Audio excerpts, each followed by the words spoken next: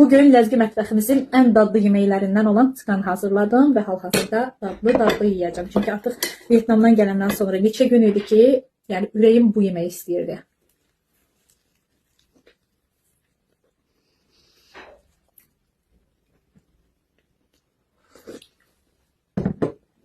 Mən tıkanı ayranla yeməyi daha çox xoşuma gəlir. Ona görə də tıkandan ayran içirəm. Bu arada onu qeyd edeyim ki, bu tıkan yeməyinin reseptini YouTube kanalımda paylaşacağım. Linki isə story bölümümdə paylaşacağım. Baxa bilərsiniz.